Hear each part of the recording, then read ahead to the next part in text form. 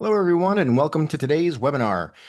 Today, we're talking about the topic of the future of moral leadership in a high AI world. As always, this session is eligible for HRCI, SHRM, and ATT professional development credits. So with the topic as sort of as weighty and heady as this may be, we are lucky enough to have a panel of experts with us today to talk about it. I would love to welcome Rosie Forrest, who is the director of the NextGen Fellowship at the Howe Institute for Society, as well as Max Cohen, who is also a fellow at the Howe Institute, and Conrado De La Rosa, who's a customer success manager at NovoEd. And I am David Wentworth. I'm the managing director for learning and talent here at Brandon Hall Group. So this is the team that's going to walk you through this today, and I'm really excited about it. And I'd like to thank our webinar sponsor for today, NovoEd, of course. And then NovoEd's founded in 2012 out of the Stanford Social Algorithms Lab.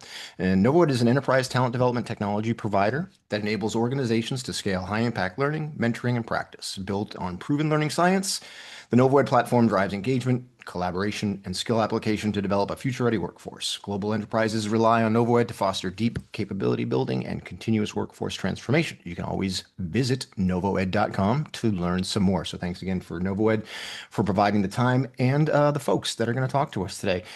For those of you who maybe aren't 100% familiar with Brandon Hall Group, let me talk a little bit about who we are. We are a leading research and analyst firm. We're dedicated to advancing human capital excellence. And our vision is a world where every HR organization drives business transformation through human capital excellence. For more than 30 years, we've provided CHROs and CLOs and other workforce leaders with the intelligence, insights, advisory, and community they need to make better human capital decisions and improve business outcomes. We were trusted by more than 10,000 organizations worldwide, and Brandon Hall Group serves corporate organizations and human capital management solution providers like NovoEd across learning and development, leadership development, talent management, talent acquisition, inclusion, human resources, AI, and the future of work. There's still time to submit for our Excellence in Technology and Excellence in Education Technology Awards with a deadline of September 4th.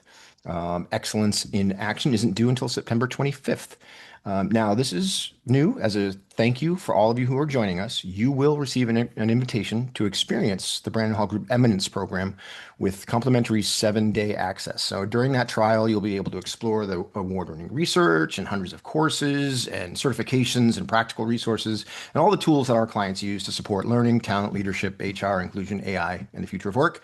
And because there's so much available, you'll be able to choose when you'd like that to start. So you'll get that link, and then you can decide when you want to start those 7 days. Just watch for that email after today's webinar, and you'll find all of the details with a link to go in there. So, and also, as always, we've got a couple of really great, incredible networking opportunities this year. Our two brick events, the AI Summit on October 15th and our Leadership Summit on November 11th and 12th. So look for those. We'd love to see you there. And of course, the big show, don't forget to save the date for next year's HCM Excellence Conference, January 26th through 28th. We're going to send all the details out to everybody who registered for the webinar, so you'll have that all in front of you when you need it. And from there, just if you could, based on everything that we talked about and we showed you and what you know about Brandon Hall Group, if there's something that you'd like to learn more about, could be one of these things, could be four of these things, could be none of these things. Take your pick, and we'll be sure to reach out to you and give you a little bit more information on those specific things if you like. So please take part in that poll and let us know. We'll give you a couple of seconds more to figure out if you would like that or not. And okay, and then whenever we're ready, Shay, we can go on to the next. Let's see here.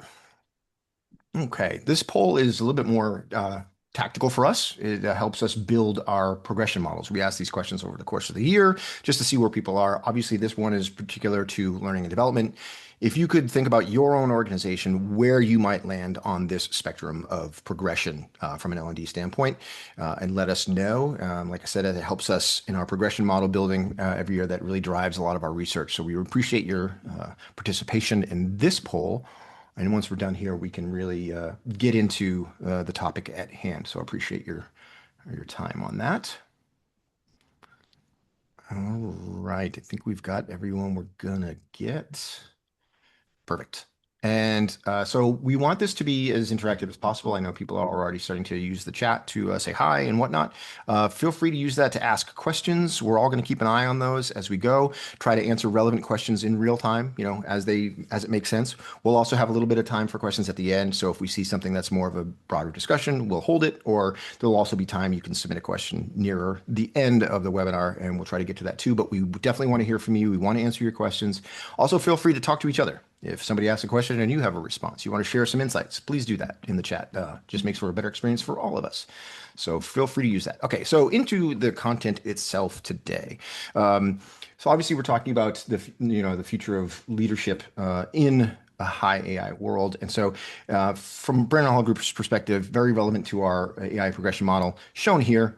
I'm not going to dive into this. That is not what this webinar is. I'm just showing you where this comes from. We have this very vast, deep report about where companies are and can be in their journey using AI within their HR, learning, and talent functions. But for the purposes of this webinar, we went through this report and pulled out some salient points to sort of share what we had seen as we were putting this together from a research perspective. So some of the core themes that are relevant to the topic today. We saw that there's a really huge focus on bias detection and fairness, right? It's one of the most consistently brought up challenges when it comes to leveraging AI. So how do we make sure that everything is on the square and we're paying attention to the ethical concerns? And it's a really important journey across the 5 phases of progression to make sure that you're focusing on that in the right way. And we've also found, putting that together, that at every level, that human oversight is non-negotiable. Right? There has to be a human in the loop somewhere. There has to be that human intelligence layer to everything that we're trying to do. Even if we're building fully autonomous agents, there is a human layer that's managing those agents and so forth. So this human oversight is a big part of this.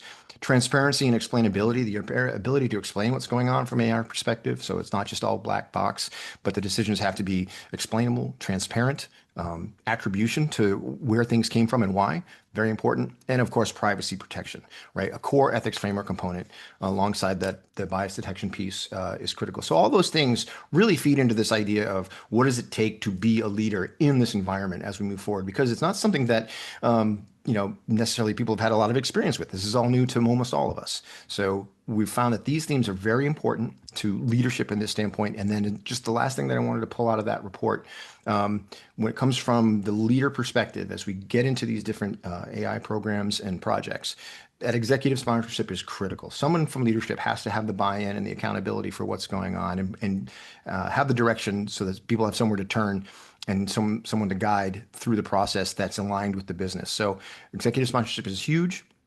There are very specific leadership roles in all of this, however we're using it, whether it's chief people officer or what have you, that have to play a role in that whole ethics and governance phase, like phase 4. That should be figured out and mastered by then. And so very specific leadership roles need to get on board and figure those things out by then.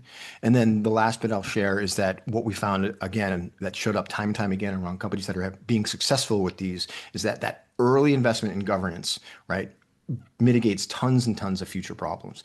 If leaders start to address these issues from the get-go and start from the top, how do we address this? What's the governance model? How do we remain ethical in all of this? It mitigates a lot of the issues that start to pop up in some of these programs. We've heard all the news stories about failing programs, and 9 times out of 10, those programs haven't given this much thought to this part of it, the leadership from the get-go. So that's just, the perspective from the Brandon Hall Group. And what I want to do now is turn it over to the Howe Institute to talk a little bit about what they do, and I'll get a little bit more specific about what this means for leadership in this new environment.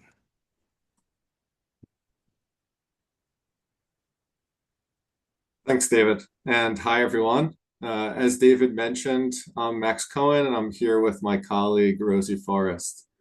We're from the Howe Institute for Society, and we're really excited to be with you today to talk about some research and frameworks on leading in a workplace that's increasingly in contact with AI.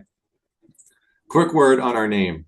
We're called the Howe Institute because we believe leadership at its essence is really about how we influence others and ourselves towards a shared goal. And we believe that the most effective leaders do that through moral leadership. Now, we'll always need leaders with formal authority, say a CEO, a general, a president, a principal. Without that, there would really be chaos. But the most effective leaders also wield a different type of authority, one that can't be seized, won, or bestowed. It's a moral authority. And that authority is earned by who you are and how you influence others. So, to be clear, when we talk about moral leadership, it's not moralizing, and it's not just about ethical decision making. It's about connecting with the hearts and minds of the people you're trying to influence based on a sort of consonance with your values and the values of your own organization. And then how do you bring those values to life through your behavior and through the culture that you're trying to architect? At the How Institute, that's our whole focus. We research how leaders more effectively earn and wield moral authority. We build resources to inspire and scale that kind of leadership. And we organize learning communities to do this in concert with one another. Today, though, as David mentioned, we're zeroing in on leading in a workplace that's increasingly in contact with AI. And specifically, how do you as a leader navigate amid the sheer amount of uncertainty that AI might be creating? Some of that uncertainty is about capability. What can AI do now? How will that evolve? Some of that uncertainty is about deployment. How will these capabilities show up in the workplace? What might that mean for workplace dynamics, employability, employment, the economy? And there's also a deeper level to this, maybe a more philosophical level. At the How Institute, we like to say that 500 years ago, we went through a real revolution as a species, as a human species. Collectively, we call that the Enlightenment. A secular worldview emerged, and that really placed human beings at the top of the pyramid, at the top of the food chain because of our intelligence.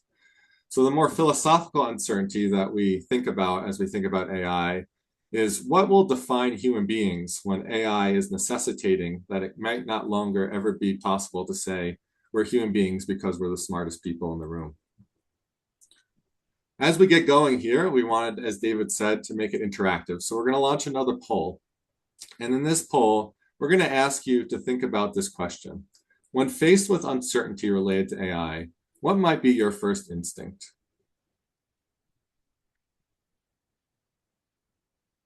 So I'll take another 10, 15 more seconds for that.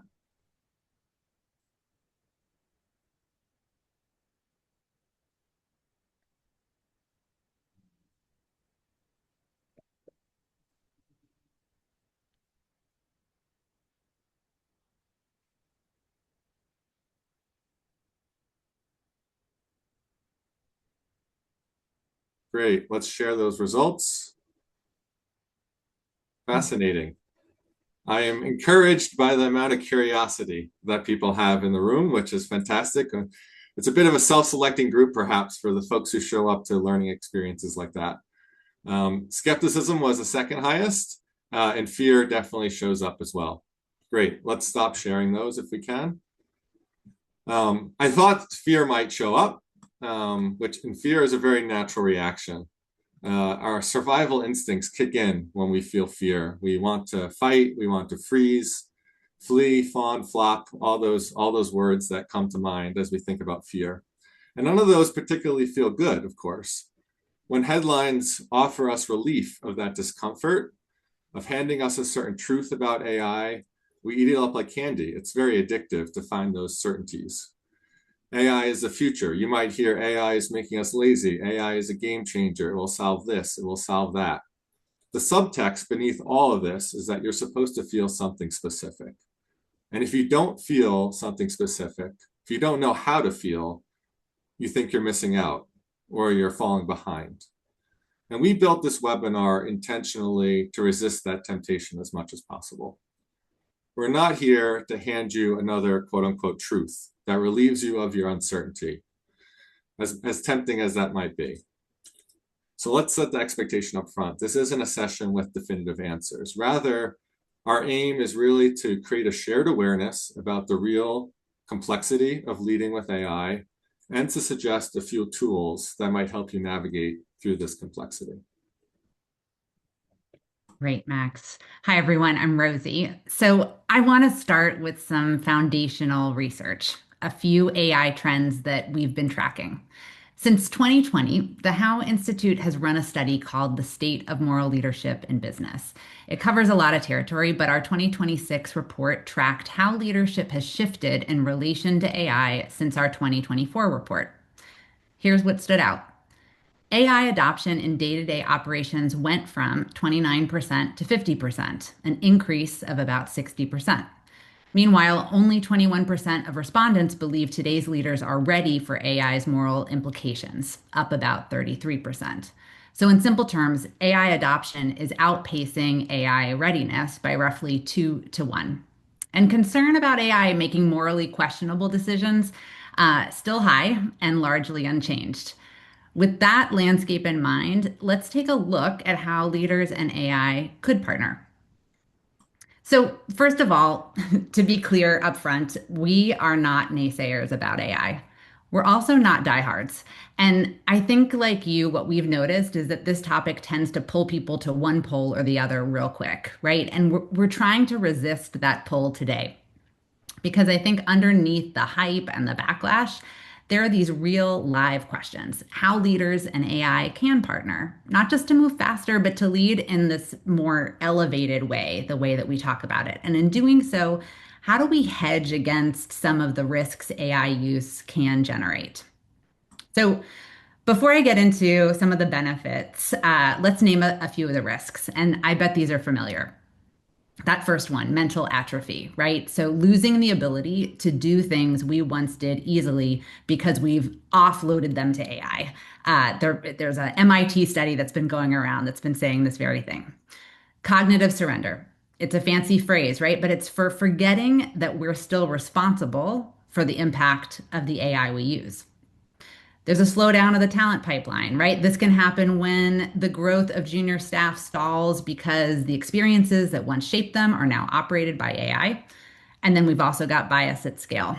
So one bias can shape thousands of decisions before anyone notices. And on top of that, this could reflect the biases of whoever had the power to shape the AI use in the first place. So, at How, here's where we arrive. We identify 4 mindsets that leaders can adopt to help guard against some of these risks. And in each case, AI could help you get better at it. So, the first mindset I want to talk about is that coaching mindset. True leaders can really bring out the best in their colleagues. And AI can support this by being a coach for the coach, letting leaders practice and role play, coaching conversations before they're really in the room for real.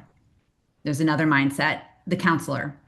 Leaders embracing this mindset don't just hand colleagues their rights, they actually help them build the muscle to wrestle with what is right.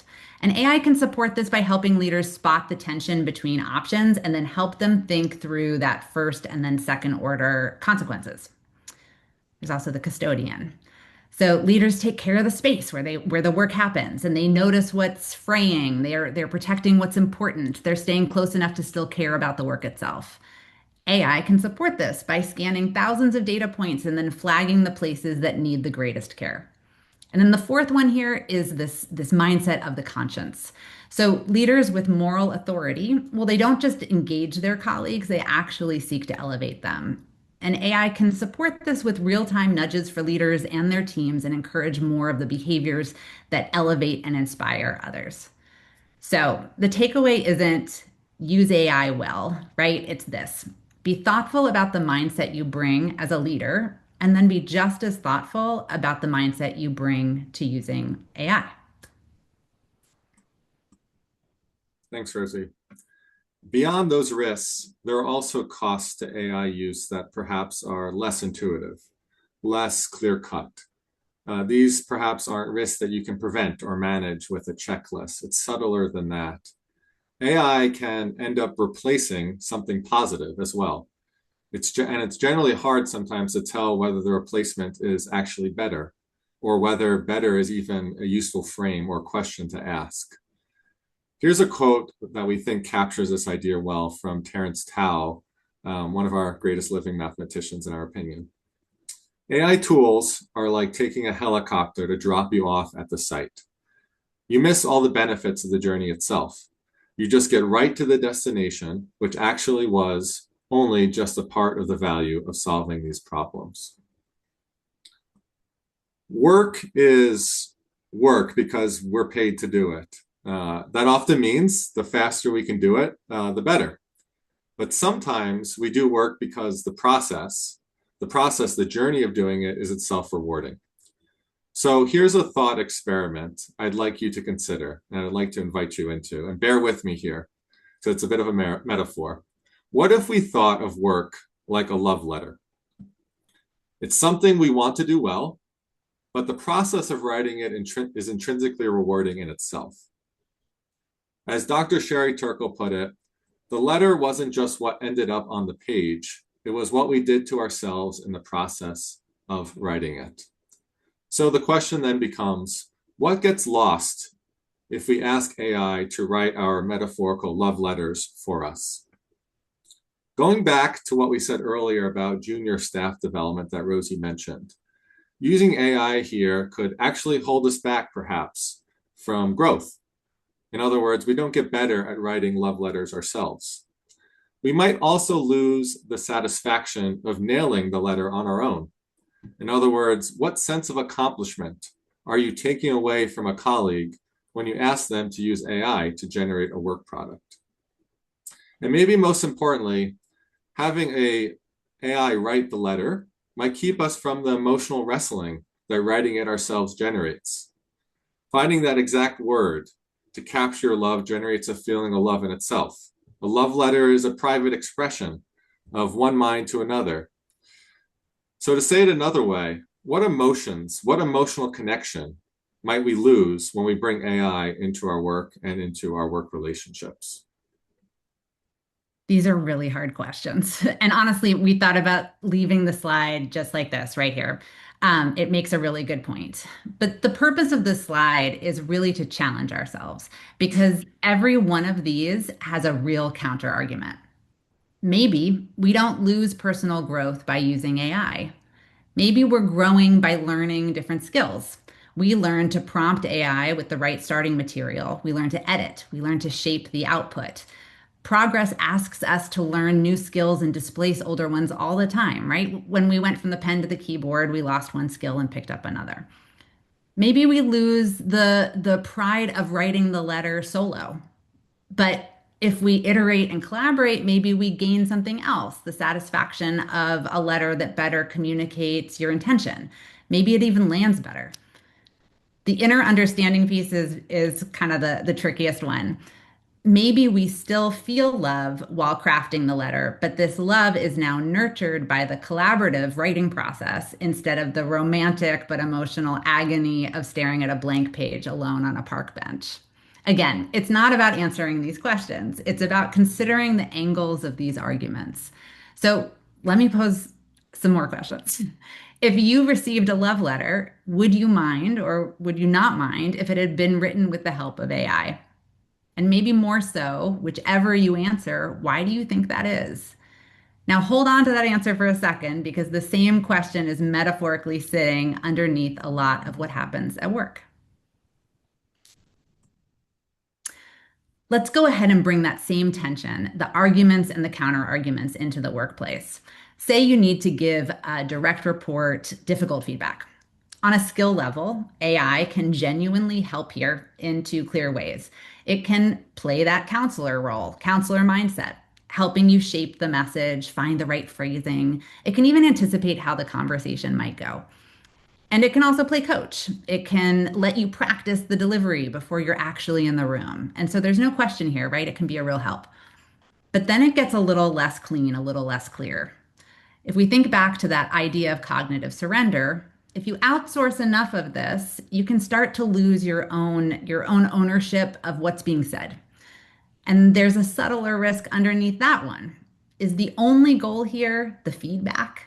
The message landing well, the message landing clearly and kindly? Or is part of the goal the wrestling, sitting with what's actually true and finding your own words for it? Probably both. And that's the thing, right? This isn't a good AI use, bad AI use situation. It's a real trade-off, and it's on you to know which and what you're trading in the moment. And it's not just feedback where AI shows up in a distinctly human space. Leaders, some of you, many of you are wrestling with this every day in day-to-day operations, recovering from a setback, making a tough call, and delegating. These moments, they feel small, but they're not. They're showing up with moral leadership here at the operational level, and that's what builds the moral authority to take on the bigger stuff later, aligning a team, navigating competing stakeholders, the harder work of scaling this across an entire organization. None of this is new. Leaders have always had to do it. What's new is that AI is now raising the bar, and the expectation now is that you can do 10 times more work and you can do it 10 times faster. And that's really the tension that's underneath everything we're talking about today. AI is raising the bar on how much leaders are expected to do and how fast across all of this. So that's going to bring us to another question. Fast at what cost? And fast in what direction? Before we go there, Rosie and I thought we would take a moment just to recap because we know we're throwing a lot at you in a short amount of time. So to recap, what we've shared so far is that AI generates uncertainty, and that uncertainty can trigger fear and the desire for simple truths, but it doesn't necessarily have to. Our research shows that AI adoption is accelerating faster than leadership readiness. There are some more intuitive risks to cavalier AI adoption, and leaders can partner with AI to embody some more elevated mindsets that help mitigate against those risks. Then we also shared that there are some impacts that are harder to evaluate. The love letter metaphor asks us to consider when the process of doing the work matters as much as the output, and how AI-assisted work shapes our sense of development, pride, meaning, and authenticity, where there isn't always a clear right answer. There are trade-offs. So beyond the 4 elevated mindsets we've already talked about, the coach, the counselor, the custodian, the conscious, what else are leaders to do? Here's one thing we'd invite you to hold on to as you experience these higher expectations that Rosie alluded to. Specifically, the distinction between speed and velocity. We need to recognize the desire for more speed while at the same time, as best as possible, having the discipline to move with velocity as much as possible. A quick science refresher about what we mean here. Speed is a scalar quantity. It's the total distance divided by the total time. So when we say we want it done fast, that's speed we're really talking about. Which is exactly why when you hear we want it done fast, it sounds a little foolish once you think about it. We might get it done fast, but in the wrong direction. What we actually really want is high speed in the right direction. That's velocity. So in a world that's increasingly feeling uncertain, how do leaders move consistently and regularly and thoughtfully with high velocity? Counterintuitively, we believe that the faster the world speeds up, the more we need to pause. I'll say it again. The faster the world speeds up, the more we actually counterintuitively need to pause. And here's another distinction for you. When you hit the pause button on a machine, it stops. But we like to say at the Houndstooth, when a leader pauses, they begin. At the Houndstooth, we talk about 4 modalities of pausing. The first modality, we call these the 4 R's. The first modality, the first R, is reflection. Reflecting on how we got to this moment, your leadership moment, and reflecting about similar cases that have come up in the past. Then we invite people to reconnect. Reconnect in that leadership moment with their values, the relationships that they cherish the most, their sense of purpose that might guide and animate them as they navigate their leadership moment. We also invite people to rethink. What are the assumptions or perceptions that might be keeping you back from seeing things in a more constructive way? And how might you be able to test out those assumptions through small actions and pilots? And then only then can we reimagine a path forward, a new path that we might not have considered before. The pause isn't an answer to navigating AI. It's not even a map, metaphorically, but metaphorically, we think it can be a compass of sorts. It's worth saying the pause also is not necessarily about time. That's often a perceived notion about pausing. It's not really about just how long you pause. Rather, we like to emphasize it's about what you ask yourself in the pause. What questions are you asking yourself in the pause? When a meeting ends, for example, do you ask, whose call is it? Which really emphasizes formal authority. Or do you ask, what's the right call? In other words, and metaphorically again, if you give a navigator a compass, it might take them hours to triangulate a course. A new navigator, they don't know what they're doing yet. But if they've practiced with that compass, when they're caught in that big storm, they can glance at that compass and know exactly which way to go.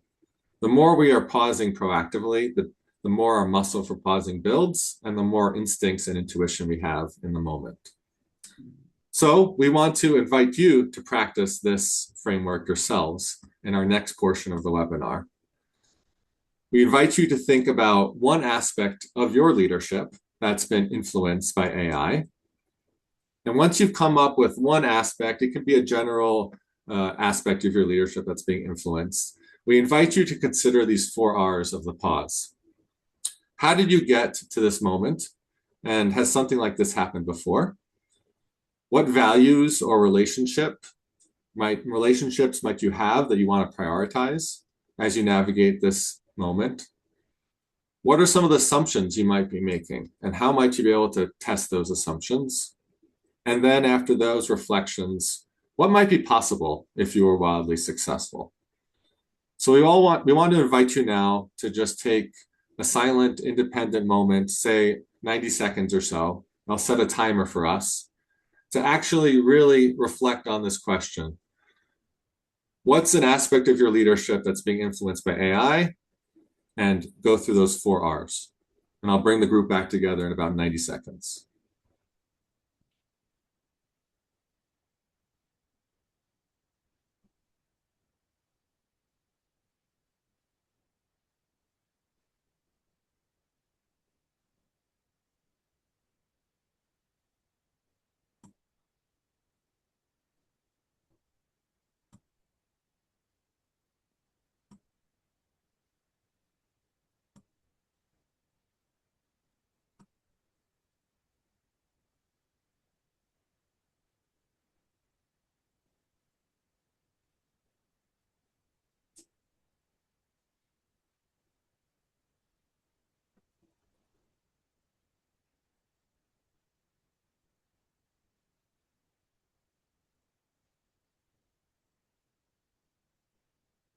About 30 more seconds.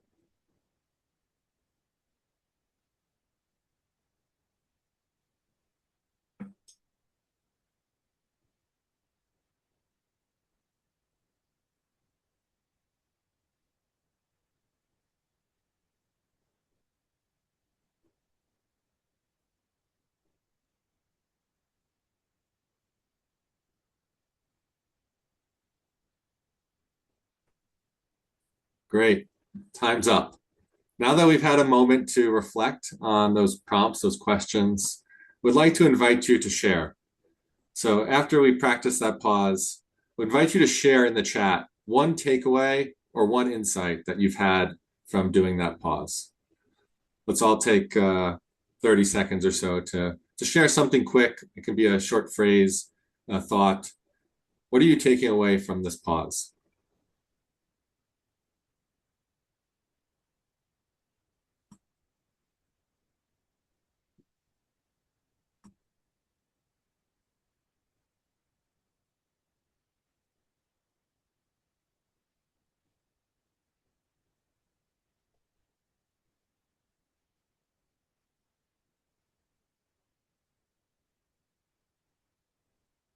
As people continue to think, I'm going to keep going, and then we will read out and see some reflections as we keep going. I see Cedric just shared. Thanks, Cedric.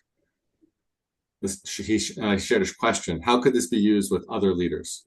That's a great question. We'll definitely get back to that before we wrap up. So let's keep going. If you do want to share what you took away from the pause, I invite you to share as we continue. And Rosie, sharing it back over to you. Thanks so much, Max. So, over this hour, we have asked you to think about your own practice of moral leadership. So, this is your how in your own workplace. And at the How Institute, our mission is really about scaling how across organizations and communities. And one of the main ways we do that is through our NextGen Fellowship for Moral Leadership. It's a virtual cohort-based experience that spans global time zones and organizations, industries, sectors, you name it. And the thing that really sticks with us is that fellows say again and again that they're so surprised by how similar their leadership challenges are to everyone else's in the room, and how rewarding that is to see new approaches to those same challenges across sectors, across organizations and industries. And in that way, our fellows, they show up as teachers as much as they do show up as students. If this is of interest and you want to learn a little bit more, there's that QR code on the screen, and it'll take you straight to our fellowship page. So the fellowship itself, it's organized around 4 pillars of moral leadership. The first one being let purpose lead. Second being inspire and elevate others. Third pillar, be animated by values and virtues. And that last pillar, build moral muscle. We're really nearing 1,000 fellows at this point from 52 countries and across more than 30 organizations. We're really honored to partner with NovoEd for this webinar. And honestly, part of why we value their partnership so much is because we value the platform for the fellowship itself.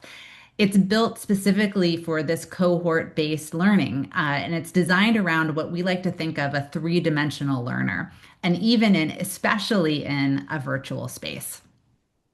So the fellowship works because it's a cohort. It's not just a course that you're doing asynchronously. And that only works on a platform that's really built for peer learning. It includes discussion and practice and reflection, connection across distances and differences. Our partner at NovoEd, Conrado, has been a huge champion for this fellowship and the ways in which this platform brings it to life. So I'm going to go ahead and pass the mic to you, Conrado. Awesome. Thank you so much, Rosie. Good afternoon, everyone. I am Conrado De La Rosa, Customer Success Manager from NovoEd, joining you all from New York City. First off, I want to just thank Rosie and Max for this really great, thought-provoking, and even refreshing conversation. I really appreciated the love letter metaphor. That was great, guys.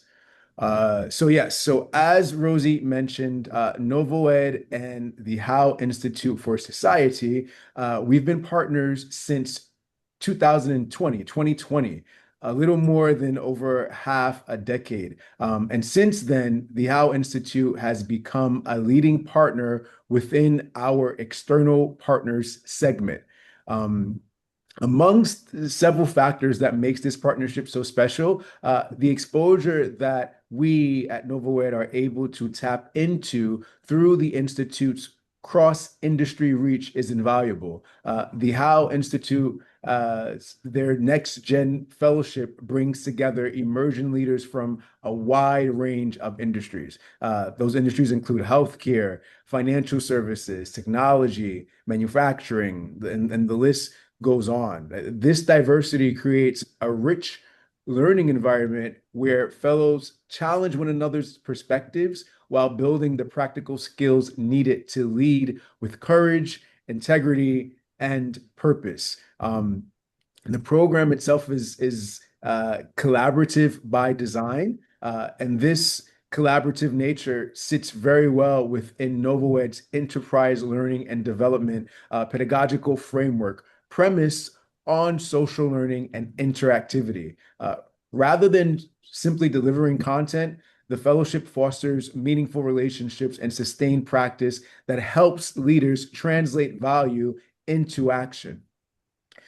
Theirs is a compelling example of how organizations can use collaborative digital learning to develop not only capable leaders, but principled ones, while creating a vibrant community that continues to learn from one another long after the program concludes. The fellowship also in many ways is really built for NovoEd. Rosie talked about that cohort learning experience. The structure of the course lends itself well to both NovoEd's practice-based and again, social learning philosophy. NextGen fellows not only receive information, but they are encouraged to internalize those learnings for sustained change behavior through iteration and meaningful practice, which leverages both NovoEd's practice features and many of our Practice Plus products.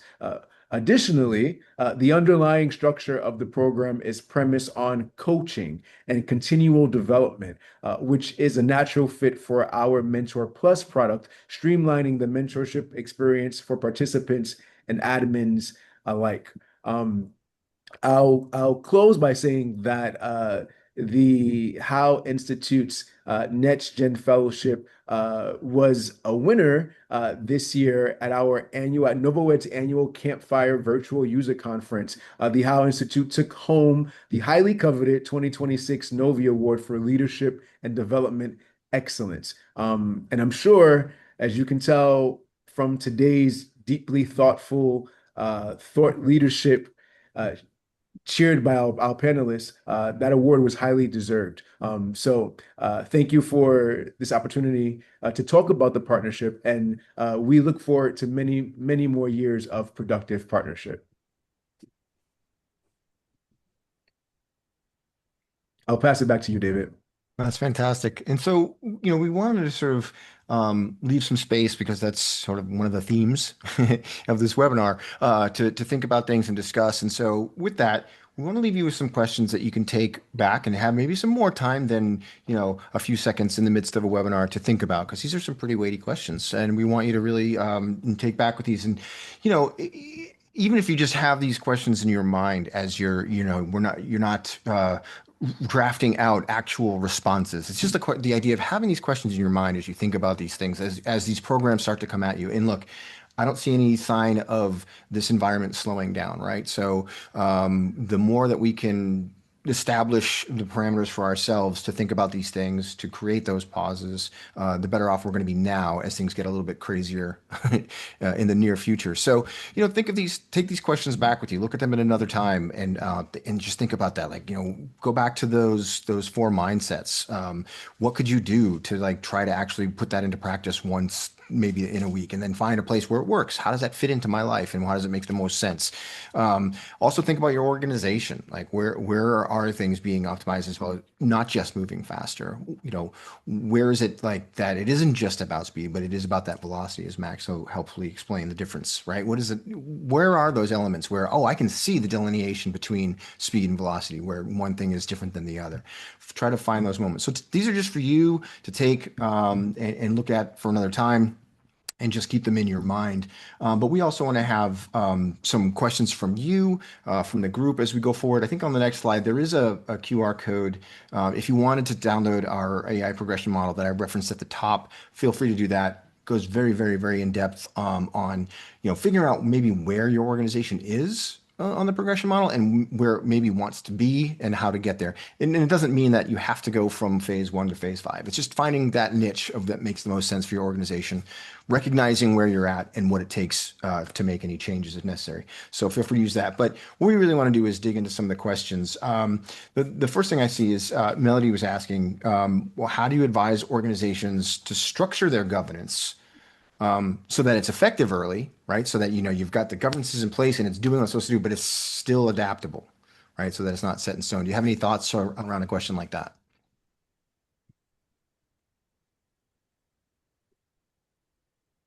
Either Rosie or Max. I see you. I think one thing that's important is that you are structuring your governance so that it is responsive. It's designed from the beginning to be responsive to the changes in AI, because AI is changing so quickly. If you're creating a structure that really is dependent on the current reality of AI, it's going to be outdated very quickly. So baking in regular ways that you're evolving, modifying, auditing your governance from the very beginning will allow it to grow over time. I would also say that part of governance is metrics. And at the How Institute, we say that metrics are a window into what you value. They're not only a measure of values, but a window into what you value. So I think it's very helpful to think in your governance structure, and to the extent that it does use metrics to govern, what are the metrics that you're choosing that represent your values, and not just how much of something, but actually help you track your how, the behaviors that you're looking for itself. Mm. And a question for you, Rosie. I was just talking about just now about how things are just getting probably a bit more chaotic even as time moves on, right? Everything's just faster, bigger, more. And what's interesting about this whole new environment with AI, that it's so consuming our mindset and things that we're thinking about. It's not as though leaders were sitting around 3 years ago with nothing to do and they were waiting for some giant change to come along and they had all this open space to deal with this new reality, right? I mean, everyone was already doing everything they could do, and now we've added this into the mix, right? And so when you think about those mindsets that you shared, the four mindsets, there's an assumption there that, oh, well, I have time to sit back and think about this, and I've already got it baked into my calendar to be reflective. We know that doesn't really exist, right? So what happens in the real environment, like under real pressure, when there maybe isn't necessarily room to pause? Absolutely, David. So, I think Max mentioned as we were going through the deck, this idea of what's counterintuitive, right? So I think you're completely right that there already was no time and now there's less of no time. Which I think if we all approach that from a scarcity mindset, that it really does become, we clench our fists and we grit our teeth and we just say that there's no room for it. But it is precisely in those moments, it is precisely right now when it becomes so hugely important, so hugely critical. And in a lot of ways, I think when we talk about the pause practice, for example, that word pause, it comes up in all different kinds of contexts, right? And a lot of times when we think about a pause or hear about a pause, it's like this meaningful moment of taking a deep breath and relaxation. And what we're really talking about is it can include that, but it is an active and activated pause. So even though you are kind of stepping to the side or you're taking part of your weekly team meeting to move through these 4 hours, it is active and it can actually increase that velocity. It can increase the direction that you're going. So while you are carving out time, you likely are saving time by moving more towards what you're intending to move towards. Mm. In terms of those other things with the mindsets and whatnot, those are the kinds of things that with more practice, it becomes natural. And if you have, you were saying those questions, those takeaway questions, just something for you to kind of put up on a screen or carry with you, I'd say the same thing about the mindsets. It's just kind of a quick shift or adjustment.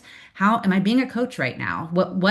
How might it look to be a leader and a coach in this moment? How might it look to be a custodian and take care of this work environment? Is there anything I'm missing? Is there anything that needs attention?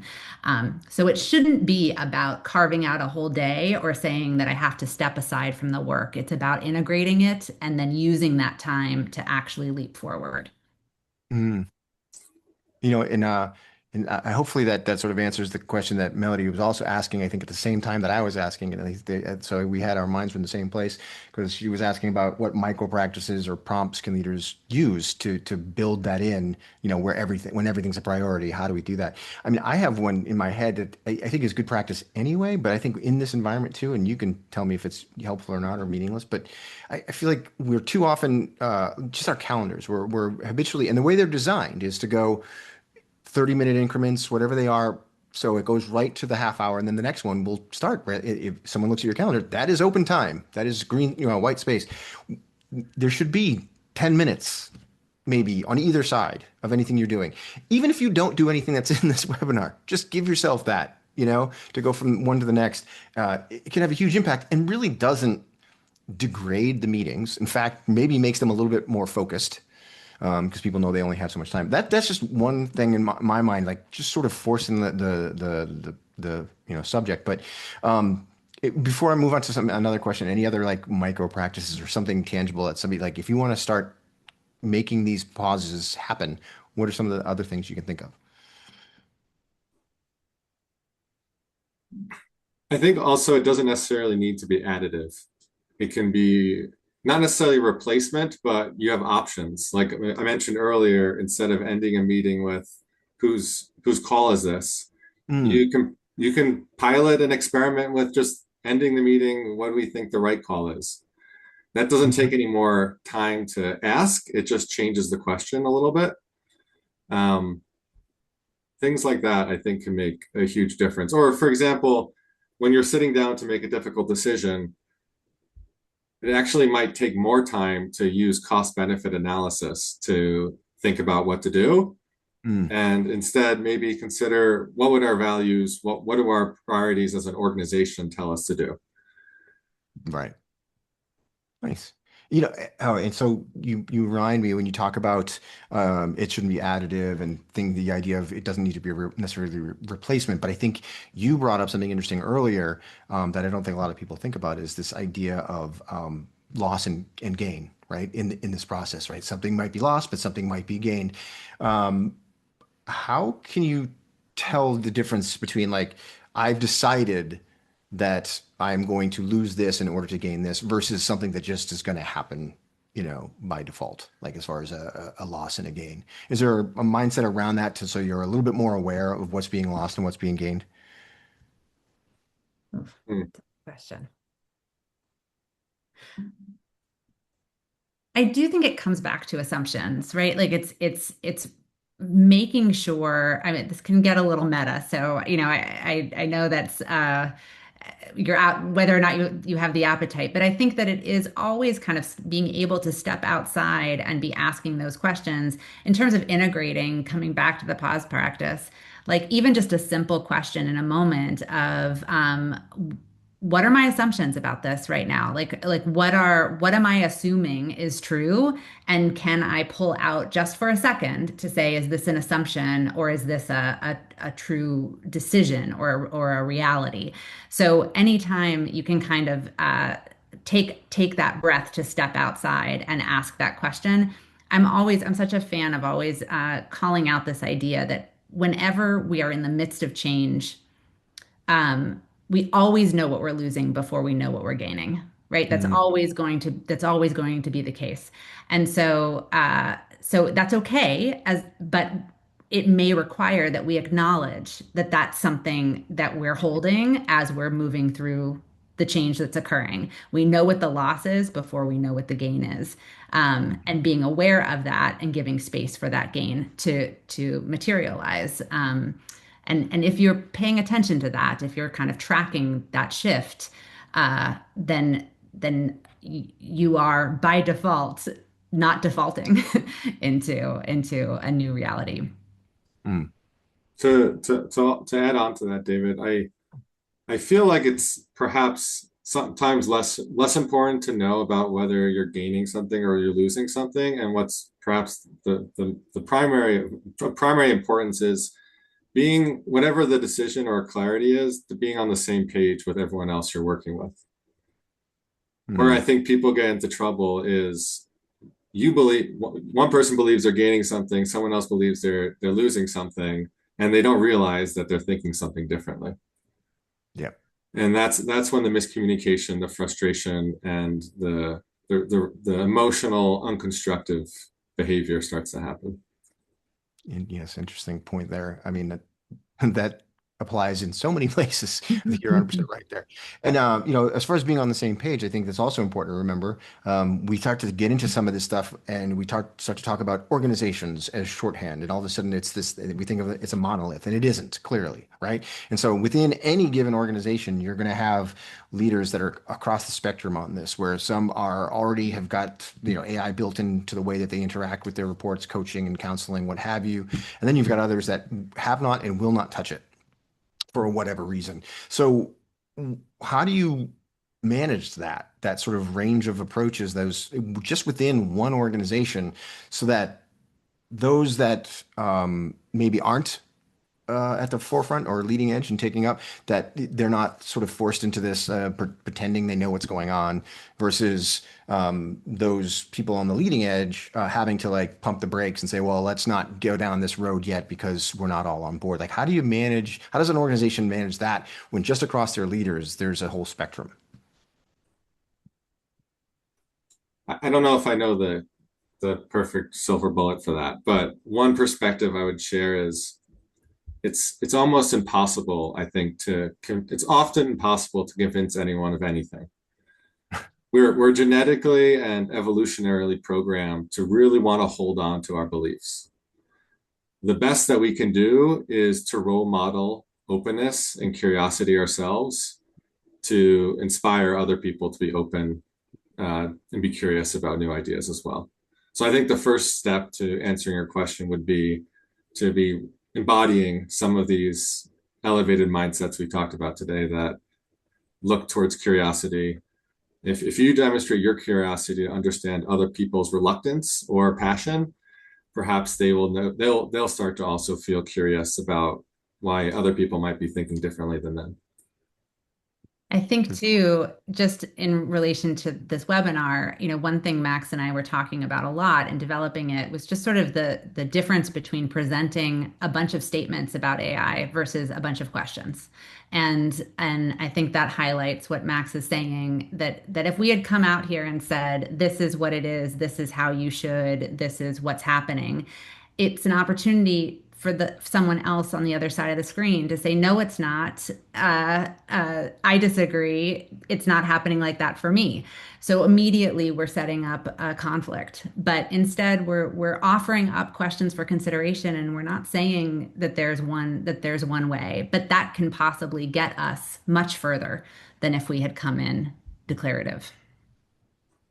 Oh, that's great. Thank you. Well, honestly, thank you both, and Conrado, thank you so much for your time, and obviously Max and Rosie sharing, the perspectives from the Howe Institute. This is such an important thing moving forward as everyone gets sort of wrapped up in the day-to-day of what's going on with AI and how are we going to use it and what tools do we need, and to remember that there has to be an overarching, leadership governance approach to it that makes sense, and it's uncharted waters for a lot of folks. I mean, we talk about the idea of where we would promote people within an organization to become managers with zero manager experience whatsoever, just because they're really good at their job. You take the best developer in your organization and turn them into a manager, and suddenly they can't do that, but yet they're no longer doing developing. This is also something that's just new. You're going to start to put people in positions, or people will be in positions where they're not accustomed to dealing with what this means for them, what this means for their teams, what this means for the way things work. So I appreciate the approach that you guys put forward and for sharing with us. So thank you very much.